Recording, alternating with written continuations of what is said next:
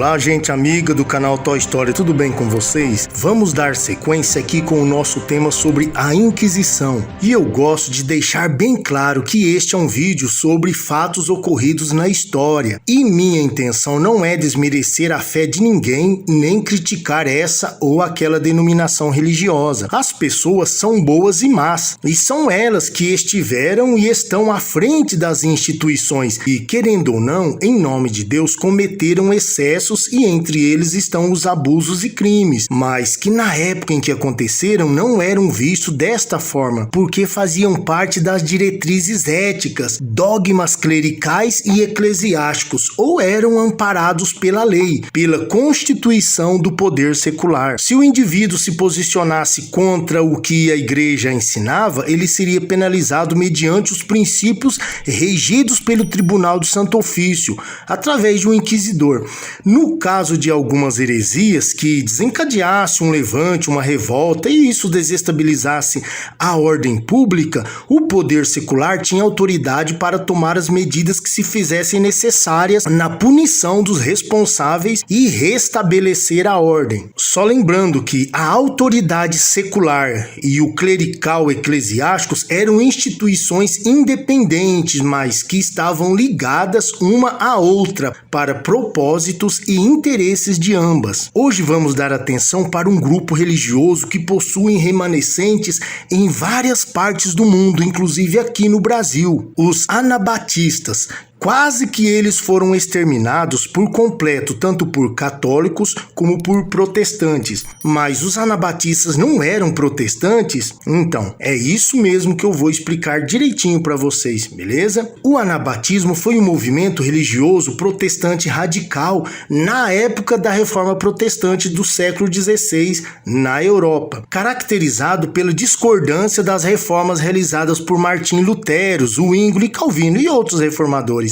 Na verdade, já existiam como grupo dissidente alguns séculos antes mesmo da reforma. Eles estavam espalhados por várias nações da Europa e tinham diferentes nomes, dependendo da região e local onde eles viviam, tais como valdenses, donatistas, irmãos suíços e vários outros nomes, e por fim, menonistas. Não era um único grupo com pensamentos e ideologia iguais, e eles mesmos não se denominavam desta forma, foram assim chamados pejorativamente por seus adversários. Mas vamos continuar chamando-os assim só para facilitar o nosso entendimento, ok? Os anabatistas protestavam contra as diretrizes da reforma protestante porque, para eles, ainda tinha muita coisa para mudar. Eles queriam a separação entre igreja e Estado. Não se alistavam no exército, pois eram contra as guerras, justamente em uma época em que os reinos europeus estavam começando a se formar, e guerrear era o que esses povos mais faziam.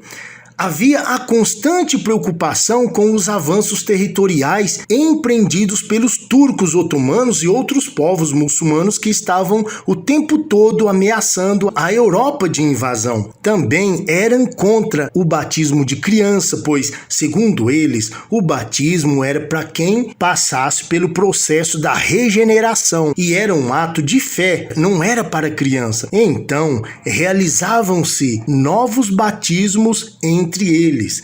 A época da Reforma foi um período de grandes incertezas e agitação geral, e desafiar radicalmente toda a estrutura social era como colocar a ordem política e religiosa de cabeça para baixo. E mais, para piorar, os anabatistas eram a favor da divisão de terras dos nobres com os camponeses, que não tinham nada.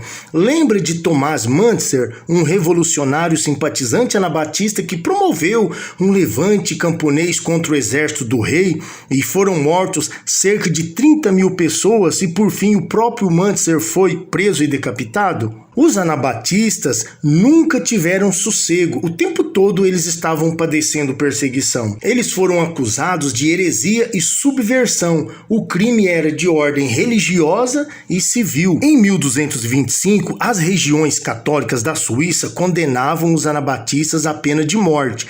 O Conselho do Governo de Zurique decretou também para quem rebatizasse qualquer pessoa. Aos poucos, todos os territórios protestantes na Suíça adotaram a mesma opinião, o mesmo comportamento contra esses.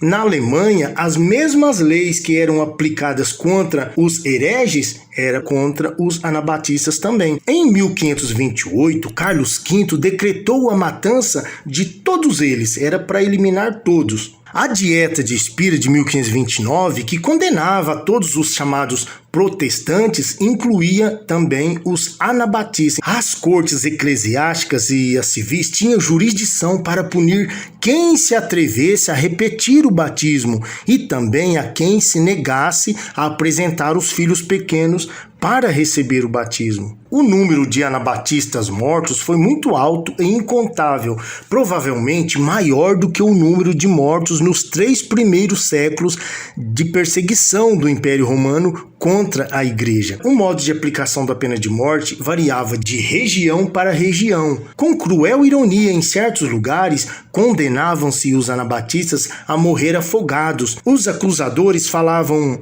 vocês então gostam de rebatizar? Gostam de água? Então toma água, seu filho do ar. E acabava afogando eles nessas águas. Outras vezes eram queimados vivos, segundo o costume dos séculos anteriores. Então muitos foram mortos após horas e até dias de torturas, como o esquartejamento, por exemplo. Os líderes eram queimados e os seguidores decapitados. As mulheres anabatistas tinham, digamos, um pouco mais de sorte. Elas eram enterradas vivas. Mas nem todo esse sofrimento e essas perseguições eram o suficiente para desanimá-los. Parece que a fé aumentava e eles não desistiam. Posteriormente, uma ramificação do movimento anabatista ganhou outros formatos e tornou-se mais radical e violenta, pegando em armas e promovendo revoltas populares e motins para conflito, mas no geral eles eram pacíficos e procuravam seguir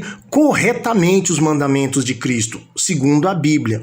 E por fim, os anabatistas ficaram mais conhecidos por menonitas, em referência ao teólogo Menno Simons, grande líder desse movimento que migraria para várias partes do mundo, inclusive aqui no Brasil. E hoje em dia parece que enfim eles encontraram a paz. Não é difícil encontrarmos várias denominações que seguem os preceitos e a mesma linha de pensamento dos antigos anabatistas. Hoje em dia, a maioria das igrejas fazem o batismo por imersão em adultos, seguindo assim o modelo dos anabatistas. E com isso, pessoal, eu finalizo mais um vídeo sobre a Inquisição, na qual os anabatistas, que eram cristãos protestantes, foram perseguidos e quase dizimados por cristãos protestantes e católicos também, entenderam? As fontes que eu usei para a pesquisa estão aqui na descrição, beleza, pessoal?